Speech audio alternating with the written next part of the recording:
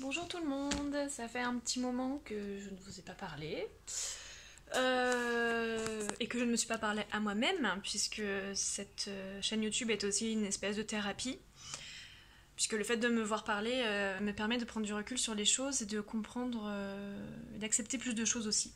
Et pour ma part, ça marche mieux que d'aller voir un psychologue, un psychanalyste ou un psychiatre. Voilà, après on est tous différents, donc bien sûr que beaucoup de mamans et de papans je vont voir des professionnels. Moi personnellement, c'est pas quelque chose qui me convient parce que j'analyse moi-même énormément les choses et que, et que je me gère moi-même du mieux que je peux. C'est pas facile tous les jours, il y a encore des moments où je craque, mais j'arrive à me gérer et en fait les psychiatres ils me disent en gros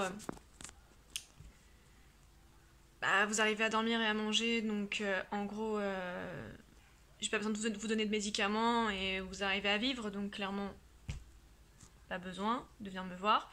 Les psychologues, ils m'écoutent, ça m'intéresse pas. J'ai pas envie d'avoir quelqu'un en face de moi qui m'écoute juste. Moi, je veux qu'un échange.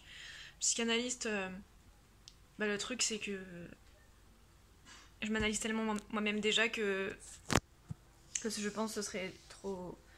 Enfin, ce serait pas adapté. Et puis, je sais pas, je ressens que c'est pas ce qu'il faut, donc j'essaie d'écouter mon instinct au maximum. Euh... Donc voilà, c'est une vidéo sur les ressentis. J'avais envie de faire une vidéo sur les ressentis parce que je trouve qu'on ressent les choses différemment après qu'on soit devenu des parents. Euh, donc en fait, voilà, donc déjà les ressentis par rapport aux psy, etc. Il y en a qui ont besoin d'y aller, il y en a qui n'ont pas besoin. Je pense qu'il faut vraiment s'écouter, il faut que ça fasse écho. Et hier, en fait, je parlais avec une de mes clientes, adorable, vraiment, qui est voilà, qui fait du coaching d'intuition, développement d'intuition, je sais plus le terme exact. Et en fait, elle me disait, donc je lui parlais de certaines situations qui sont compliquées ou j'arrive pas à me dépêtrer de certaines situations. Et elle me disait qu'en fait, il faut s'écouter, c'est-à-dire que si quand on a un choix à faire, on pense aux deux choix. Et que le premier choix, par exemple, nous tiraille au niveau du sternum, quand on se sent recroquevillé, on sent que ça fait un nœud, bah, c'est que c'est le choix qu'il faut pas faire.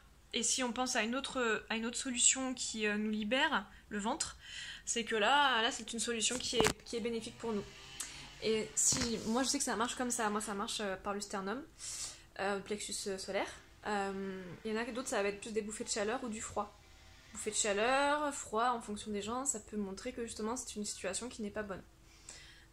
Voilà, donc ça c'est des ressentis, ce sont pardon, des ressentis qui peuvent vous aider aussi à prendre les bons choix. Parce que des fois, après un événement aussi tragique, on a du mal à faire des choix, on est un petit peu vulnérable, etc. Alors moi personnellement ça a fait tout l'inverse. Moi j'ai pris le taureau par les cornes et voilà, je remets très rarement les choses au lendemain, j'essaie de tout faire tout de suite. Je trouve que c'est meilleur même pour l'organisation, etc. Voilà, après il y a des moments oui, où j'ai l'impression que des gens me font du bien et en fait pas du tout, et c'est des gens dont il faut que je me sépare. Et donc voilà, donc j'ai quand même une part un peu vulnérable quand même par rapport à ce qui m'est arrivé, je trouve, mais voilà, j'ai pris quand même des décisions qui peuvent paraître cruelles, mais voilà, je vais être obligée de prendre certaines décisions par rapport à certaines situations de ma vie. Donc voilà, donc les ressentis sont très importants. Essayez vraiment de vous écouter, c'est un moment où vous avez vraiment besoin de vous écouter. Ça peut paraître bête dit comme ça, mais quand on est au plus bas, et ben parfois on fait les mauvais choix où on s'écoute pas parce qu'on pense que certaines situations qu'on nous conseille sont bonnes juste parce qu'on nous les a conseillées. Moi j'ai la chance d'arriver à surmonter beaucoup de choses. Déjà des fois je me demande comment je fais. Et en plus, bah, j'ai l'impression de trahir ma fille du fait d'arriver à vivre. Des fois, je me dis, putain, mais t'es pas du matin au soir en train de chialer, mais putain, mais en fait, tu t'en fous, quoi. En fait, t'es sans cœur, en fait. Et ça, je me le dis souvent en ce moment. C'est un ressenti qui me plaît pas, j'aime pas ça, mais. Et en même temps, je me dis, mais je vais faire quoi? Je vais me suicider? euh, il faut bien continuer à vivre. Voilà, moi, donc voilà, c'est quelque chose d'un peu particulier. parce que je sais qu'il y a beaucoup de parents qui sont anéantis à pleurer matin et soir, du matin au soir pendant des mois et des mois. Et, et je me dis, mais pourquoi moi je suis pas comme ça? Pourquoi moi j'arrive à vivre? Pourquoi j'arrive à travailler? Pourquoi j'arrive à faire des activités? Bon, il y a encore des choses compliquées et il y a beaucoup de moments où je craque et où je pleure et voilà, hein, ça c'est sûr, ça continuera pendant un bon bout de temps, je pense. Mais voilà, c'est un ressenti qui me fait un peu, qui m'embête un peu en ce moment. Mais je pense, par contre, je continue à penser énormément à elle. Par rapport aux autres ressentis aussi, souvent, le premier ressenti est le meilleur. Que ce soit face à des gens, à moins que vous ayez vraiment une intuition pourrie, ou par rapport à des situations. Donc par exemple, voilà, vous vous retrouvez face à quelqu'un qui vous propose quelque chose, et en fait ce quelque chose vous dérange, vous vous rendez compte que vous n'avez pas envie de le faire en fait. Et bien plutôt que de vous forcer, bah vous dites non, non j'ai pas envie de le faire. Dire non c'est très compliqué, moi je suis quelqu'un qui dit beaucoup oui.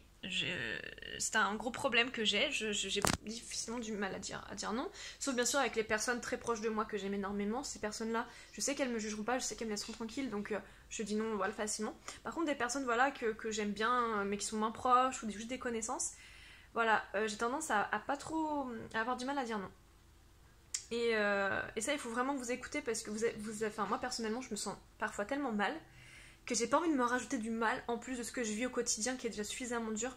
Me réveiller tous les matins sans ma fille, me coucher tous les soirs en pensant à elle, en pensant à ce qui s'est passé. J'ai pas envie de me rajouter des choses comme ça. Donc vraiment, écoutez-vous. Les ressentis, c'est très important. Écoutez-vous, ressentez les choses. Faites des choses qui vous font du bien, encore une fois, ça je l'ai déjà dit. Mais voilà, je pense que c'est important. Voilà, et pour revenir sur le fait que j'arrive à vivre et tout ça, c'est vrai que j'ai beaucoup de gens qui me disent ouais je sais pas comment tu fais, ou ah mais au travail vous êtes super souriante, on n'aurait jamais cru, parce que des fois je vois des clientes qui m'ont vue enceinte pour diverses raisons, et après je les revois pour d'autres prestations, et le truc c'est que voilà, elles me disent alors et tout, ah alors la petite et tout ça, et là ça va faire 4 mois, donc c'est vrai que je l'entends moins, maintenant la plupart des gens sont au courant, mais des clientes que j'ai pas vues depuis longtemps, elles me posent la question. Et, et donc c'est encore des moments qui sont très compliqués. Surtout que moi je travaille dans l'événementiel, donc forcément c'est des jours heureux pour ces gens-là et j'ai pas envie.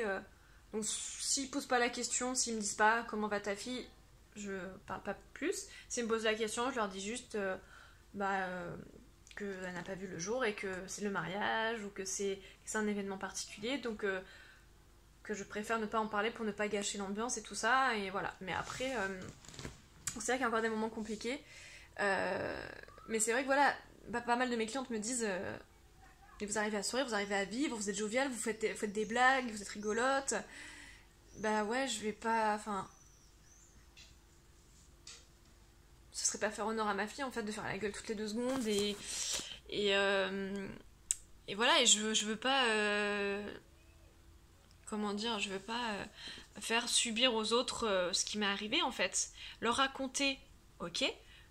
Des fois me mettre à pleurer parce que ça m'arrive encore beaucoup, ok. Par contre, voilà, je vais pas en parler automatiquement. Je vais en parler avec mes amis, j'en parle très très souvent parce que j'en ai besoin. Mais après, en dehors de mes amis, c'est vrai que j'essaye de pas trop abuser là-dessus quoi.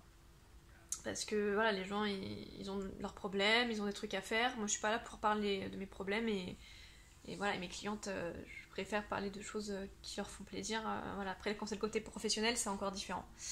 Mais voilà, et c'est vrai que du coup quand elles me disent ça, et c'est vrai que ça me remet un couteau dans le dos, parce que, enfin dans le dos, ça me remet, c'est pas ça que je voulais dire, c'est nul ce que je viens de dire. C'est pas ça du tout l'expression. Ça remet un peu la plaie parce que oui, je me dis ok, oui, c'est vrai, je souris. Et très souvent je me dis mais comment t'oses sourire après ce qui t'est arrivé en fait? Ta fille n'a pas vu le jour. Mais voilà,